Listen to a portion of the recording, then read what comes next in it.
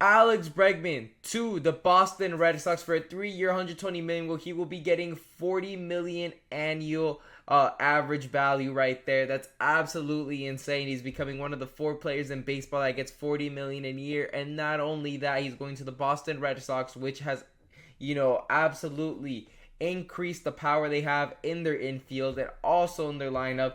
This is big, and I could definitely see Boston doing something crazy. And this is coming from a Yankees fan, but let's go and compare it because I'm here to tell you right now that the Boston Red Sox will have more wins than the New York Yankees and quite possibly have a better chance of going to the World Series than the New York Yankees because while the New York Yankees lost their best player in Juan Soto, they failed to replace his ability to be consistent behind the when he's at the plate. And now the Boston Red Sox went out and got themselves a World Series champion, one of the most consistent hitters in the game, and a very good hitter in October. So I'm actually a bit scared of this, but let's compare right now.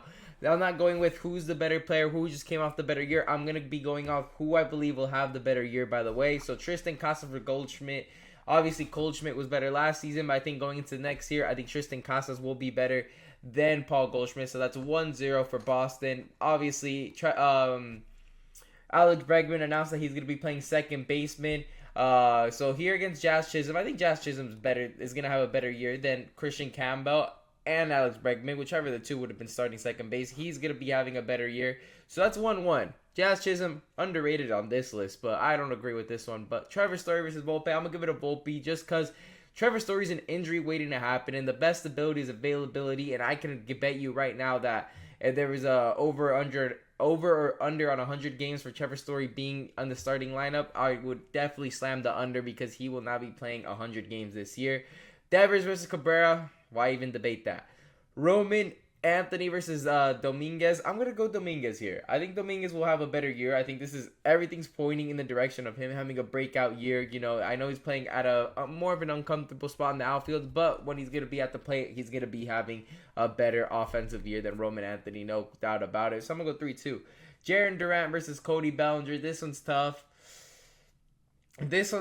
Because Cody Bellinger could have a stinker of a year and hit 211, be in the bottom of the order with 18 home runs, or he could, be MVP Bellinger, hit 280 and have, almost 30 home runs. There's no in between. And I'm going to go with Jarren Durant, 3-3. I just think he's going to have a more of a consistent year. You kind of know what kind of season Jarren Durant's going to have. Cody Bellinger, defensively, his glove's going to be great. We know that, but with the bat in his hands, it's hit or miss with him, and I'm just not even going to gamble on it. 3-3. Judge, obviously, over Abreu. Why even debate that? Wells over Connor Wong. So, lineup, and then DH, I'm going to go 6-3 with the Yankees here. But now you may be saying, 6-3 is kind of a big deficit. But the thing is, some of these guys aren't that far behind the Yankees guys. And if you really went with the big three that the Boston Red Sox have, who you're going to rely on, it's Devers,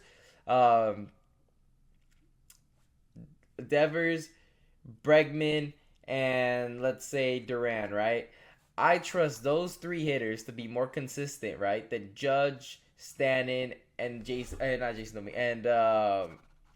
and Cody Bellinger in the postseason, because we know Rafael Devers will be consistent no matter what. He's like Juan Soto. He's got that gene that you could put him, in the World Series Game 7, and he'll still be hitting 2 for 5.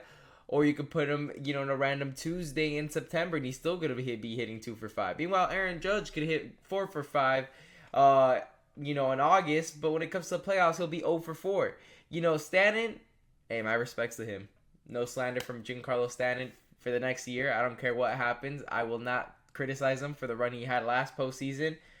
But Jarren Durant, consistent player. Bregman, World Series champion. Cody Bellinger, I understand, oh my God, he's a World Series champion, but he's not the same player that he once was. Aaron Judge isn't a playoff, performer. He hasn't proven that yet. Stanton is a playoff performer, but the other guys are. And then when we come to the rotation, I believe, the New York Yankees are getting kind of heavily underrated here because Crochet is not better than Garrett Cole. Okay, Max Fried is better here. Brian Bale over. I hate Rodon. I'm not even gonna lie. I'm not a fan of Carlos Rodon. Every time he's gone up to the mound, I was never confident in him. You know, he made a fool of himself in his playoff debut, and then he came back and did well, and then he went and got, you know, lit up in the postseason. You know, but I'm still taking him over Brian Bale. I'm sorry. And then Crawford Hill, I mean, rookie of the year, you can't really debate that. And then Buehler over Clark Schmidt. I'm not the biggest fan of Clark Schmidt, but I don't know how you put Buehler at starting 5 at the 5th position. I think he's more of a number 3 here. You could flip him, and then I take Clark Schmidt over Brian Bale. And I'm a personal hater of Carlos Rodon and Clark Schmidt. If Clark Schmidt and Rodon were, you know, if they had 0 haters, I'm just not alive. That's the fact right there. Because people try to tell me that Clark Schmidt and Rodon can pitch in the postseason. Those two guys were getting lit up by the Dodgers. Every time they started, we lost games. You know, it was absolutely, you know, crazy. And then obviously Devin Williams over Liam Hendricks. I think the Yankees bullpen is better. The starting rotation, I believe the top guys are better. But this is the thing about Boston. They're not that far behind the Yankees. Like, obviously, on paper, you're going to be taking the New York Yankees, right? Just off the paper.